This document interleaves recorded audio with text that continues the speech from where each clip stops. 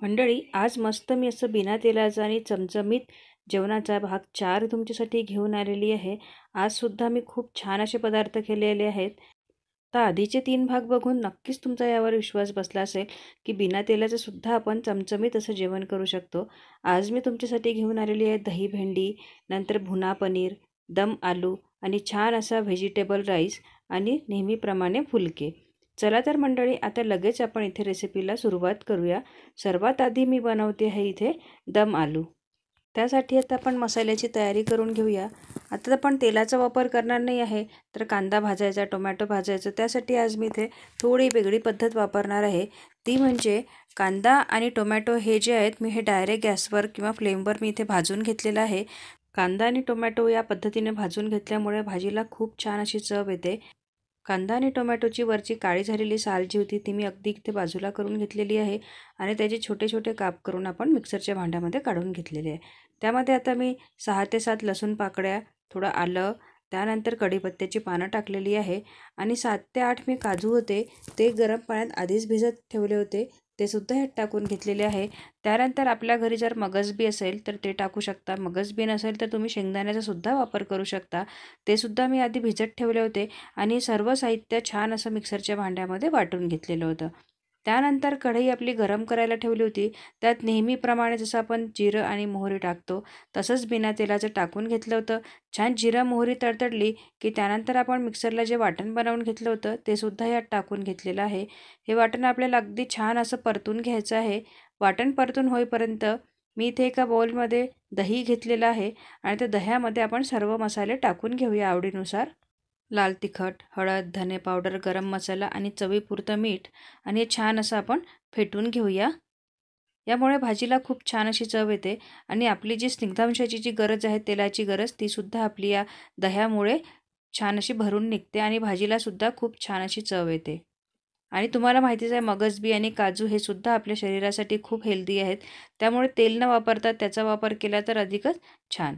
तर यामध्ये मी मसाल्यामध्ये थोडं अगदी इथे पाणी घालून हे छान असं परतून घेऊया आणि अगदी याला 1 मिनिट वाफ काढून घेऊया। हे मसाले जे आहेत ते अगदी व्यवस्थित असे परतून झालेले आहेत। तर आता मी यामध्ये उकडून साल काढून घेतलेले छोटे छोटे जे आलू असतात ते यामध्ये मी टाकून घेते आहे आणि अगदी व्यवस्थित मिक्स करून घ्यायचं।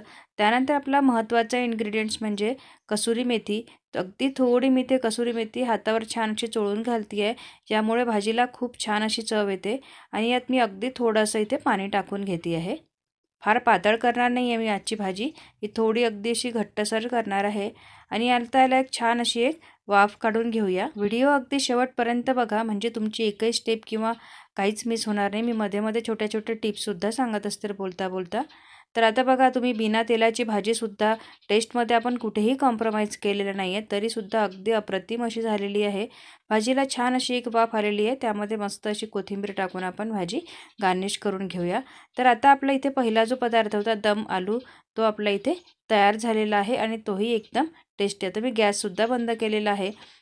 खूप मस्त अशी आपली दम आलूची भाजी इथे तयार झालेली आहे। खूप टेस्टी झाली होती भाजी।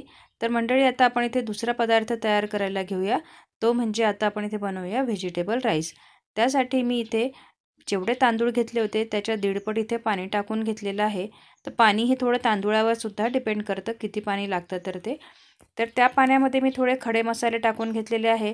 खडे मसाल्यामध्ये माझ्याजवळ दालचिनीची काडी नसल्यामुळे मी त्यात दालचिनी पावडर टाकलेली आहे, थोडी काळी मिरी, थोडी लवंग, त्यानंतर इथे तेजपत्ता टाकून घेतलेला आहे, थोडं चवीपुरतं मीठ आणि लांब लांब कांदा मी ते कापून घेतला तो सुद्धा टाकून घेतलेला आहे।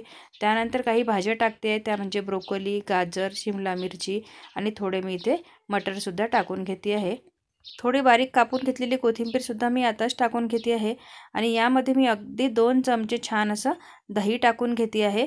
दही हे फार आंबट वापरायचं नाही आणि याला छान अशी एक उकळी येऊ देऊया। पाण्याला उकळी आल्यानंतरच आपल्याला त्यामध्ये तांदूळ घालायचे आहे आणि दही टाकल्यामुळे मी त्यात अगदी थोडी चवीपुरती साखरसुद्धा घातलेली आहे। आता व्हेजिटेबल राईस करण्यासाठी लागणारा तांदूळ जो आहे तो मी आधीच अर्धा तास पाण्यात भिजत ठेवलेला होता। अर्धा तास झालेला आहे आणि ते तांदूळसुद्धा पूर्णपणे यामध्ये आपण टाकून घेऊया आणि याला अगदी आपल्याला स्लोवर शिजू द्यायचं आहे, कारण तांदूळ हे ऑलरेडी भिजलेले आहेत, फार वेळ याला शिजायला लागणार नाही आहे। अगदी 5 ते 7 मिनिटांमध्ये आपला व्हेजिटेबल राईस इथे तयार झालेला आहे। तुम्ही बघू शकता इथे अगदी बिना तेलाचा, तरीही आपला तांदूळ जो आहे तो मस्त असा मोकळा झालेला आहे। तर आता आपला दुसरा पदार्थसुद्धा झालेला आहे, तो म्हणजे व्हेजिटेबल राईस। आता आपण इथे तवा भुना पनीर करून घेऊया। त्यासाठी तव्यावर मी थोडं इथे पाणी टाकून घेतलेलं आहे आणि त्या पाण्यावरच मी ते पनीर जे होतं ते पनीर इथे शिजवून घेऊया। तेलाचा वापर न करता मी ते पनीर शिजवायला पाण्याचा वापर केलेला आहे। त्यात थोडं मीठ टाकून घेतलेलं आहे।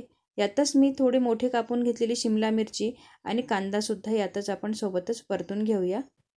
पनीर, कांदा, शिमला मिरची हे जे तिन्ही साहित्य जे आहे हे छान असा हाय फ्लेमवर शिजू द्यायचं, म्हणजे पटकन शिजून येईल। आणि शिमला मिरची ही थोडी अर्धवट कच्ची राहिली तरी खाताना खूप छान अशी टेस्ट येते त्याची। तर ही भाजी म्हणून नसून तुम्ही एक याला स्टार्टर म्हणून सुद्धा तुम्ही तुमच्या जेवणामध्ये ठेवू शकता, कारण प्रोटीन जे आहे पनीरमुळे खूप लवकर भूक होऊन येते, त्यामुळे याला स्टार्टर म्हणून ठेवलं तर फार छान। तुम्ही बघू शकता इथे पनीर अगदी व्यवस्थित भाजून झालेलं आहे। शिमला मिरची आणि कांदासुद्धा व्यवस्थित भाजून झालेला आहे। छान असं हे परतून परतून आपल्याला इथे भाजून घ्यायचं आहे। यामध्ये मी थोडे मसाले टाकून घेते आहे। अगदी थोडं इथे चवीपुरतं लाल तिखट टाकून घेतलेलं आहे। त्यानंतर धने पावडर टाकलेली आहे। थोडी इथे मी कोथिंबीर टाकून घेतलेली आहे। त्यानंतर चवीपुरतं मीठ तर आपण आधीच घातलेलं होतं, त्यामुळे आता मीठ परत घालण्याची गरज नाही आहे। आणि सर्व साहित्य छान असं परतून घ्यायचं आहे। आणि तुम्ही बघू शकता बघता बघता आपल्या इथे भुना पनीरसुद्धा तयार झालेलं आहे। आणि सर्वात शेवटी मी जे घातलेलं आहे ते म्हणजे इथे बडीशोपची पावडर टाकलेली आहे, त्यामुळे खूप छान अशी चव येते। आणि बघा भुना पनीर जो आहे आपला इथे स्टार्टरसाठी तयार झालेला आहे। आता नंतरचा पदार्थ आहे तो म्हणजे आहे आपली इथे दही भेंडी। खूप छान अशी लागते दही भेंडी। त्यासाठी भेंडी जी आहे मी ते लांब लांब चिरून घेतलेली आहे, तुम्ही गोल चिरून घेतली तरीही हरकत नाही। आणि दही भेंडी ऑफकोर्स आपल्याला दही लागणार आहे, तर दह्यामध्ये दही फोडणी दिल्यानंतर फाटू नये यासाठी मी अगदी छोटा चमचा त्यात बेसन टाकून घेतलेला आहे आणि अगदी व्यवस्थित मिक्स करून घेतलं आहे। त्यानंतर एका कढईमध्ये मी हिरवी मिरचीची पेस्ट, थोडं लसूण आणि कढीपत्त्याची पानं टाकून घेतलेली आहे आणि व्यवस्थित परतून झाल्यानंतर त्यात भेंडीसुद्धा टाकून घेतलेली आहे। आणि लगेच मी भेंडी शिजू न देता लगेच त्यात दही टाकून घेतलेलं आहे। भेंडीची भाजी चिकट होऊ नये म्हणून त्यात आपण नेहमी काही ना काहीतरी आंबट असं टाकत असतो, ते म्हणजे आमचूर पावडर, लिंबाचा रस किंवा दही। तर आज आपण दह्यातलीच भेंडी करतोय, म्हणजे ती खूप छान होईल आणि चिकटसुद्धा होणार नाही। त्यानंतर यात मी वरून सर्व इथे आवडीचे मसाले टाकून घेतलेले आहे। हळद, लाल तिखट, धने पावडर, जे पण काही तुम्हाला मसाले आवडत असेल ते टाकून घ्यायचे आणि अगदी पटकन शिजते। बघा आपली इथे दही भेंडीसुद्धा तयार झालेली आहे। मी इथे ताटसुद्धा आज पटकनच वाढून घेतलेलं आहे, कारण खूप भूक लागलेली आहे। आणि मस्त अशी आज आपली मस्त मेजवानी इथे तयार आहे, अगदी बिना तेलाची। तुम्हाला व्हिडिओ कसा वाटला हे मला कमेंट करून सांगायला अजिबात विसरू नका। आणि व्हिडिओ जर आवडला असेल तर प्लीज चॅनलला सबस्क्राईब करा, व्हिडिओला लाईक करा। तुम्हाला मी आता हे 4 भाग टाकले, त्यातला सर्वात जास्त कुठला तुम्हाला थाली आवडली किंवा कुठला व्हिडिओ जास्त आवडला हे सुद्धा मला कमेंट करून नक्की सांगा।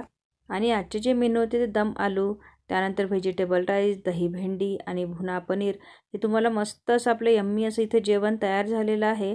चला तर मंडळी, अशाच नवनवीन रेसिपीजसाठी आपल्या चॅनलला सोडून कुठेही जाऊ नका। भेटूया आपण माझ्या पुढच्या एका नवीन व्हिडिओसोबत। तोपर्यंत बाय बाय।